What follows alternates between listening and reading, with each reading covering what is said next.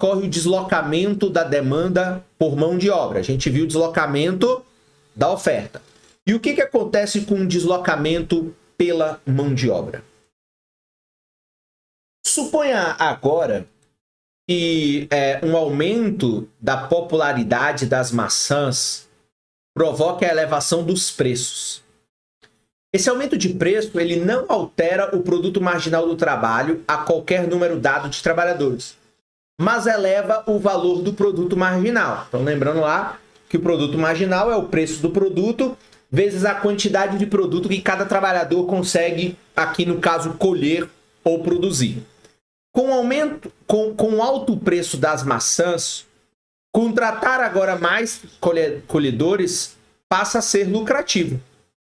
Como mostra a figura 6, quando a demanda por trabalho desloca-se de D1 para D2, o salário de equilíbrio aumenta de W1 para W2 e o emprego de equilíbrio aumenta de T1 para T2. Mais uma vez, o salário e o valor do produto marginal do trabalho movem-se juntos. Essa análise mostra que a prosperidade das empresas de um setor está muitas vezes ligada à prosperidade dos trabalhadores desse setor. Quando o preço das maçãs sobe, os produtores dessa fruta obtêm maiores lucros e, consequentemente, os colhedores ganham salários maiores. Quando o preço das maçãs cai, aí vai acontecer o oposto. Os produtores obtêm lucros menores e os colhedores ganham salários menores. Além disso, se contratam menos trabalhadores. Essa lição é bem conhecida pelos trabalhadores de setores em que os preços são altamente voláteis. Os trabalhadores de campos petrolíferos, por exemplo, sabem por experiência própria que seus ganhos estão estreitamente relacionados ao preço mundial do petróleo. Com base nesses exemplos, você já deve ter um bom entendimento de como os salários são estabelecidos nos mercados de trabalho competitivos. A oferta e a demanda por mão de obra determinam juntas o salário de equilíbrio. E os deslocamentos da curva de oferta ou de demanda por mão de obra fazem que o salário de equilíbrio se altere. Ao mesmo tempo, a maximização do lucro por parte das empresas que demandam mão de obra vai garantir que o salário de equilíbrio seja igual ao valor do produto marginal do trabalho. Então, isso aí fica bem claro de se compreender. E aí você observa claramente o que acontece com o deslocamento da demanda por mão de obra. Antes da gente dar uma olhada nesse estudo de caso e nessa notícia, vamos dar uma olhada aqui na figura número 6. Então, o que nós temos aqui na figura número 6? Então, o deslocamento da mão de obra, o deslocamento da demanda por mão de obra. Então, agora nós temos aqui a oferta, permanece fixa, e aí você tem uma demanda. Então, há um aumento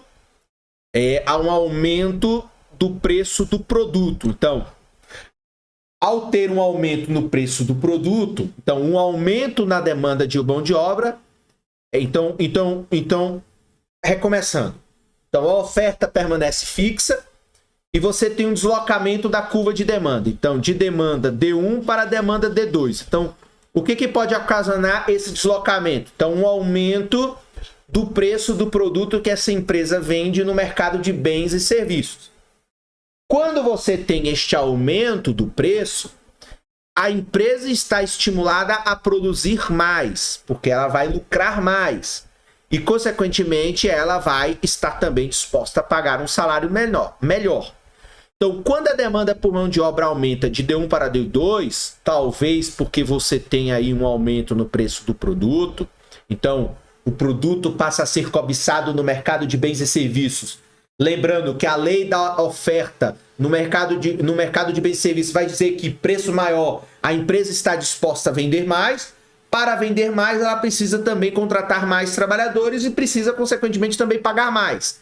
Então você tem um deslocamento do salário de equilíbrio. Então, se a demanda agora está em D2, você tem aqui um aumento do salário e, consequentemente, você vai em busca de mais trabalhadores, porque como você tem um reflexo de um estímulo a ofertar mais produtos no mercado de bens e serviços, você também vai se sentir estimulado no mercado de fatores de produção, neste caso no mercado de trabalho, a contratar mais para atender aquela demanda de bens que você tem que atender.